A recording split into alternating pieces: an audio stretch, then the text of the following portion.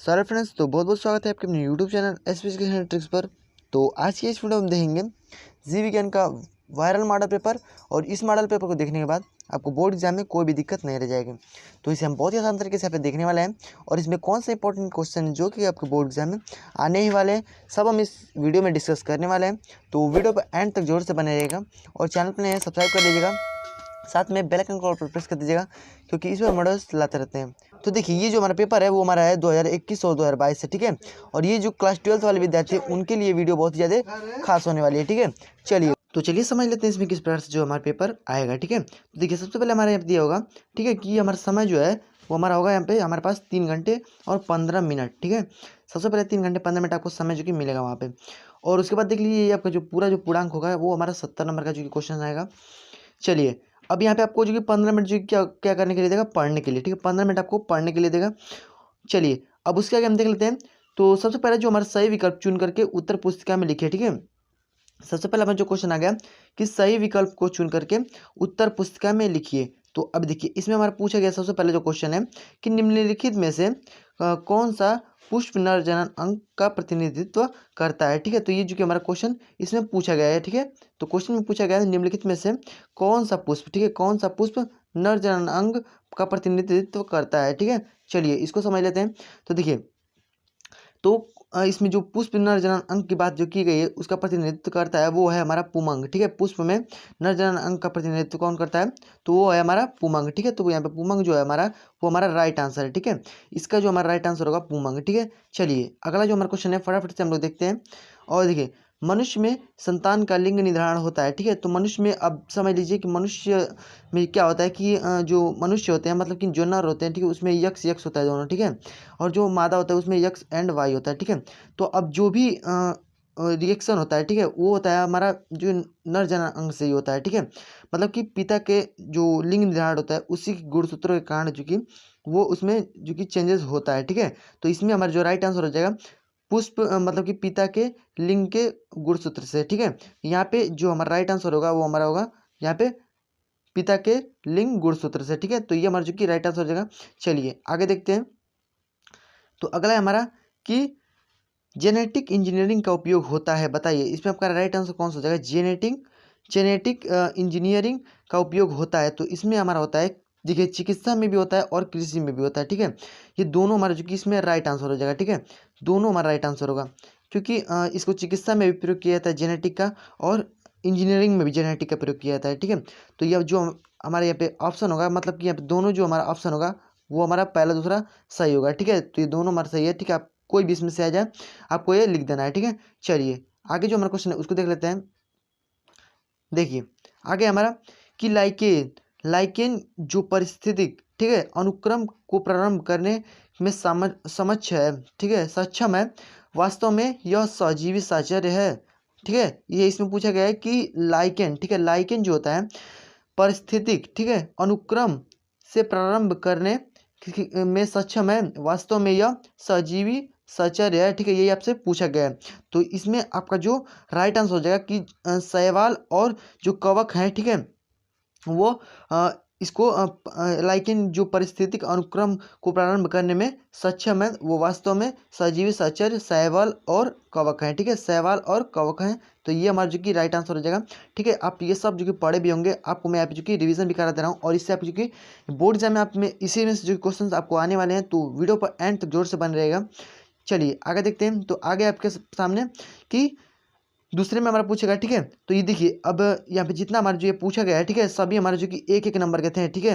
सभी कितने थे, एक एक नंबर के हमारे सभी थे, ठीक है।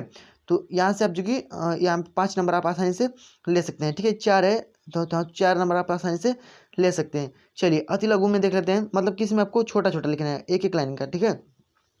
क्या है, क्लाइन फेल्टर एवं टर्नर सिंड्रोम में गुणसूत्रों की संख्या लिखिए, ठीक है। तो ये आपका गुणसूत्रों की संख्या कितनी हो जाएगी, ठीक है, आपको इसमें बताना है, और इसमें आपको मिलेंगे 1 नंबर, ठीक है। और ये दूसरा जो हमारा क्वेश्चन आया था कि नर जर्म कोशिका का विभाजन द्वारा शुक्राणुओं का निर्माण करती है, ठीक है। तो ये भी हमारे जो कि 1 नंबर का आएगा। सभी क्वेश्चनों को आप जो कि ध्यान से देखते जाइए, ठीक है, और इसको जो कि आप जरूर से जो कि खोज करके और इसको जरूर से लिखिएगा, ठीक है। क्योंकि इसमें मैं आपको बस बता दे रहा हूँ कि कौन से इंपॉर्टेंट क्वेश्चन है जिसको आपको पढ़ना है, ठीक है। रात में आज इसको आप तैयार कर लीजिएगा, आपको बोर्ड एग्जाम में जो कि पूरी तैयारी हो जाएगी, ठीक है। चलिए आगे देखते हैं। तो इसमें पूछा गया तीसरे में कि परागकण, ठीक है, परागकण वहाँ पूछा गया परागकण मात्र कोशिका में गुणसूत्रों की संख्या क्या होती है, ठीक है। अब इसमें पूछा गया तो इस पर हमको 1 नंबर मिलेगा, ठीक है। अब उसमें पूछा गया कि उस एंजाइम का नाम लिखिए, ठीक है, जो डीएनए अणु को खंडों में तोड़ देता है, ठीक है, ठीक है। तो इसमें आपसे पूछा गया है कि वह कौन सा एंजाइम है जो डीएनए को, मतलब कि डीएनए आप जानते होंगे, ठीक है, डीएनए के बारे में।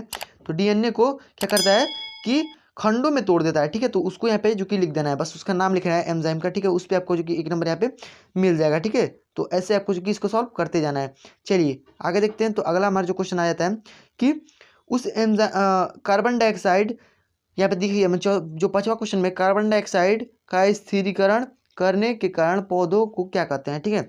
स्थिरीकरण जो हम करते हैं, ठीक है, उसमें के कारण पौधों को क्या कहा जाता है, पौधों को क्या कहते हैं, कार्बन डाइऑक्साइड, ठीक है। कार्बन डाइऑक्साइड का स्थिरीकरण करने के कारण पौधों को क्या कहते हैं, ठीक है। तो इस पर आपको जो कि 1 नंबर यहाँ पे मिलेगा, और ये जो कि बहुत ज़्यादा इंपॉर्टेंट जो क्वेश्चन है, ठीक है। आप इसको जो कि जरूर से देख करके जाइएगा, ठीक है। चलिए आगे देखते हैं। तो पक्षियों में लिंग निर्धारण होता है, और देखिए बहुत ज़्यादा मोस्ट इंपॉर्टेंट जो क्वेश्चन आपका आ चुका है, पक्षियों में लिंग निर्धारण किसके द्वारा होता है, इस पर आपको 2 नंबर मिलेंगे, ठीक है। और वाटसन तथा क्रिक द्वारा प्रस्तुत डीएनए के द्विकुंडलित मॉडल का स्वच्छ नामांकित चित्र बनाए। अब देखिए इसमें आपको जो कि नामांकित चित्र बनाना है, ठीक है। किसका बनाना है, द्विकुंडलित, द्विकुंडल आप यहाँ ध्यान दीजिएगा, द्विकुंडलित, ठीक है। इसका आपको जो कि नामांकित चित्र बनाना है। वाटसन और तथा क्रिक द्वारा प्रस्तुत डीएनए के द्विकुंडलिक, ठीक है, मॉडल पेपर का स्वच्छ नामांकित चित्र बनाइए, ठीक है। तो इस पे आपको जो कि 2 नंबर यहाँ पे मिल जाएंगे, ठीक है। चलिए आगे देखते हैं। तो अगला है हमारा कि प्रतिरक्षा क्या है। अब प्रतिरक्षा आपको जो कि बताया भी गया होगा, ठीक है, प्रतिरक्षा क्या है, तो इसको आपको यहाँ पे लिखना है, ठीक है। चलिए आगे देखते हैं। आकीर्ण पौधा आम के पेड़ की शाखा पर उग रहा है।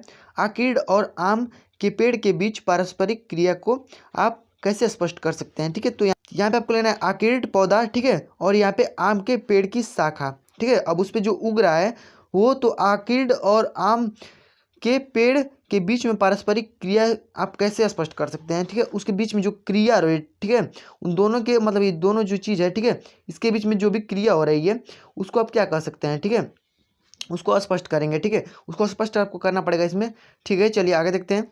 तो अगला जो हमारे यहाँ पे क्वेश्चन आपके सामने है कि जैविक अनुक्रिया के तरीकों का स्वच्छ आरेखित निरूपण दर्शाइए, ठीक है। तो यहाँ पे जैविक अनुक्रिया आपने जो कि पढ़ा होगा के तरीकों को स्वच्छ आरेखित जो कि निरूपण दर्शाइए, ठीक है। तो ये जो कि बहुत ज़्यादा इंपॉर्टेंट है, और इसको जो कि आप ध्यान से देख करके ही जाइएगा, ठीक है। तो ये बहुत ज़्यादा इंपॉर्टेंट है। चलिए आगे देखते हैं। तो ये तो हमारा अति लघु में।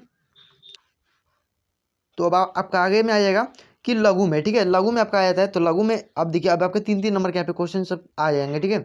3-3 नंबर के सब क्वेश्चन है। तो देखिए अब आपके यहाँ क्या आ जाएंगे, 3-3 नंबर के क्वेश्चन, ठीक है। तो 3 नंबर के सब पूछे जाएंगे। लघु बीजाणुधानी तथा गुरु बीजाणुधानी, ठीक है, के बीच में कोई 3 अंतर लिखे। तो आप 3 अंतर आपको लिखना है, मतलब कि 1, 2 एंड 3, ठीक है। तो तीनों अगर आप लिखेंगे तो उस पर 1-1 नंबर आपको यहाँ पे मिलेगा, ठीक है। तो ये जो कि आप जो कि जरूर से देख करके जाइएगा, ठीक है, बहुत ज़्यादा इंपॉर्टेंट है, लघु बीजाणुधानी और गुरु बीजाणुधानी, ठीक है। चलिए आगे देखते हैं। आगे आपके सामने है कि तो अब आपके सामने जो अगला क्वेश्चन है कि हमारे समाज में लड़कियां पैदा होने पर दोष केवल महिलाओं को क्यों दिया जाता है, ठीक है, बताइए कि यह क्यों सही नहीं है, ठीक है। तो इसमें आपको बताना है कि क्यों, मतलब कि इस समय ये जो कि चल भी रहा है, ठीक है, ये प्रेजेंट में भी, तो आपको इसमें बताना है कि यह क्यों सही नहीं है, ठीक है। आपको ये जो कि इसमें प्रेजेंट में भी चल रहा है, तो इससे आप जो कि इसको आसानी से बता भी सकते हैं, ठीक है। चलिए आगे देखते हैं। तो देखिए एक संकर क्रॉस, ठीक है, एक संकर क्रॉस, चूंकि हमारा अगला क्वेश्चन है, एक संकर क्रॉस का प्रयोग करते हुए मेंडल के प्रभावी नियमों का व्याख्या कीजिए, और ये बहुत ज़्यादा इंपॉर्टेंट है, ठीक है। तो इसमें आपको जो कि यहाँ पे 1 नंबर इस पे मिलेंगे, ठीक है, और इस पे आपके नियमों का वर्णन करेंगे तो आपको जो कि इस पे 2 नंबर जो कि यहाँ पे मिल जाएंगे, ठीक है। तो ऐसे आपको जो कि बहुत ही ज़्यादा इंपॉर्टेंट है, और जितना मैं आपको यहाँ क्वेश्चन बता रहा हूँ केवल आप इतना पढ़ के आते हैं आज रात को, तो आपको जो कि 4 मार्क्स को कोई भी दिक्कत नहीं रह जाएगी। चलिए आगे देखते हैं। अगर आपका डीएनए की कुंडलनी की कौन सी विशेषता वाटसन व क्रिक को डीएनए प्रकृति प्रतिकृति के सेमी कंजर्वेटिव रूप को कल्पित करने में सहयोग किया है, इसकी व्याख्या कीजिए, ठीक है। तो यहाँ पे आपसे जो क्वेश्चन पूछे गए, और ये बहुत ज़्यादा इंपॉर्टेंट है, ठीक है। तो इसको भी ध्यान से देख के जाइएगा। चलिए आगे आपके सामने है कि मलेरिया परजीवी जीवन चक्र का स्वच्छ नामांकित चित्र बनाइए। ठीक है, अब इसमें आपको बनाना है। ठीक है, और क्या करना है इसमें कि दूसरे में जो आपसे पूछा गया है, तो जितना मैं आपको यहाँ पे बता रहा हूँ सब ये 3-3 नंबर का जो कि हमारा क्वेश्चन है। ठीक है, अब देखिए यहाँ पे जो हमारा अगला क्वेश्चन है कि जैविकी के अध्ययन में संक्रामक रोग, ठीक है, संक्रामक रोग को नियंत्रित करने की किस प्रकार हमारी सहायता की है। ठीक है, संक्रामक रोग को रोकने के लिए किस प्रकार से हमारी सहायता की है जैविकी। ठीक है, तो इस प्रकार से आपको 20 में भी जो कि 3 नंबर मिल जाएंगे। ठीक है, सब आपको जो कि देख के जाना है जो कि बोर्ड एग्जाम है, क्योंकि आपको इसी में से जो कि क्वेश्चन बोर्ड एग्जाम में मिलने वाले हैं।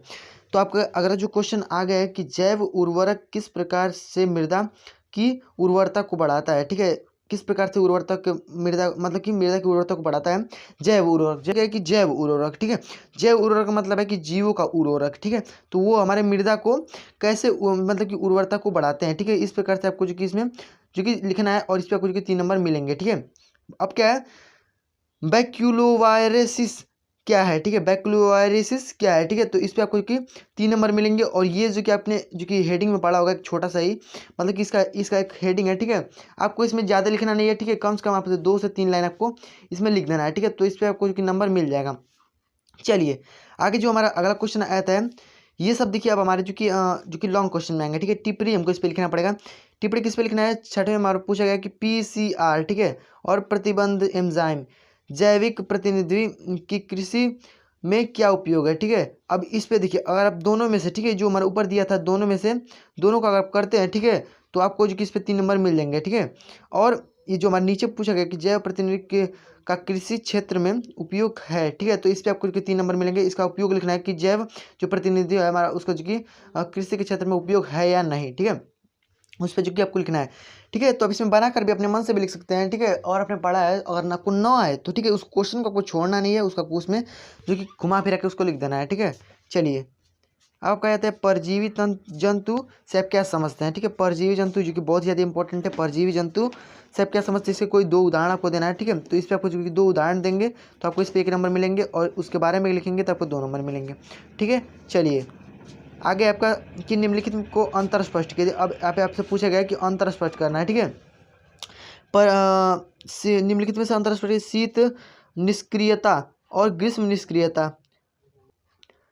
तो इसका मतलब है कि हाइबरनेशन एंड एस्टिवेशन। ठीक है, तो इसका मतलब यही है कि हाइबरनेशन और एस्टिवेशन। ठीक है, इसका मतलब शीत निष्क्रियता और ग्रीष्म निष्क्रियता का मतलब यही है। ठीक है, तो इस पर आपको लिखना है। ठीक है, अगर आपने पढ़ा होगा तो इसको आसान तरीके से लिख लेंगे। ठीक है, तो इस पर आपको जो कि आधा आधा नंबर जो कि मिलेगा।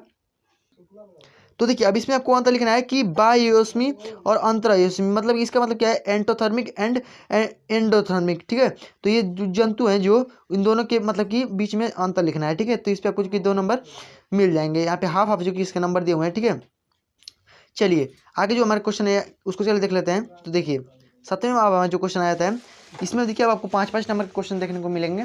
देखिए मनुष्य के नर जनन का सचित्र वर्णन कीजिए, और बहुत ज़्यादा इंपॉर्टेंट है, और ये जो कि हमेशा से बोर्ड एग्जाम में पूछा भी जाता है। ठीक है, तो इसको आप जो कि बड़े तरीके से लिख करके और सचित्र वर्णन भी करना है। इसमें शुक्राणु कहाँ संचित रहते हैं। ठीक है, तो इसमें आपको जो कि बताना है। ठीक है, चलिए आगे देखते हैं। तो इस दोनों में से आपको एक करना है। ठीक है, पुष्पी पादपों में लघु बीजाणु जनन का सचित्र वर्णन कीजिए, या तो आप इसको कीजिए या तो इसको कीजिए। ठीक है, तो दोनों में से आप कोई भी कर सकते हैं, जो आपको आसान लगे उसको आप जो कि कर लीजिएगा।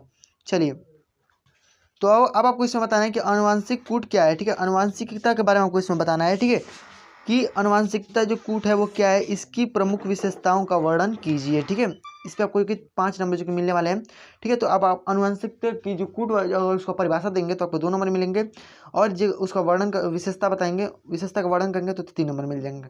चलिए मेंडल के लक्षणों के पृथक्करण का नियम। ठीक है, और ये बहुत ही ज़्यादा इंपॉर्टेंट है, और ये जो कि कई बार जो कि बोर्ड एग्जाम में पूछा भी जा चुका है। तो मैं आपको बता रहा हूँ कि केवल आप इतना पढ़ लेते हैं तो आपको बोर्ड एग्जाम में कोई भी दिक्कत नहीं रह जाएगी।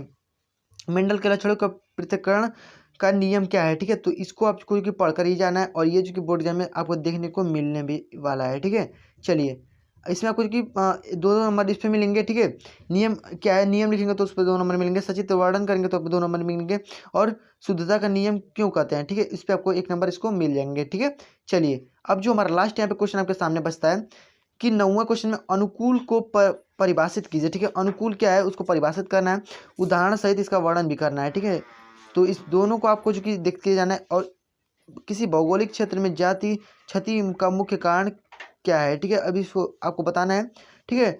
तो किसी भौगोलिक मतलब कि भौगोलिक क्षेत्र में, ठीक है, जाति में जो क्षति है, ठीक है, उसके मुख्य कारण क्या है, ठीक है। तो सब आपने पढ़ा भी होगा, और ना आए तो फिर भी इसको बना के आप लिखिए, ठीक है। अगर ना वो भी ना आए, ठीक है, वो भी क्वेश्चन ना आए, तो आप इसमें जो भी क्वेश्चन आप याद करके गए हैं उसी को आप यहाँ पे जो कि लिख दीजिए, आपको जो इसमें नंबर मिल जाएगा। आपको केवल छोड़ना नहीं है, आपको सभी जो क्वेश्चन करना है। और यहाँ पे चूंकि ये हमारा जितना भी मैंने आपको क्वेश्चन बताया सभी बहुत ज़्यादा इंपॉर्टेंट है, और ये इसमें से आपको बोर्ड एग्जाम में देखने को मिलने वाला है, ठीक है।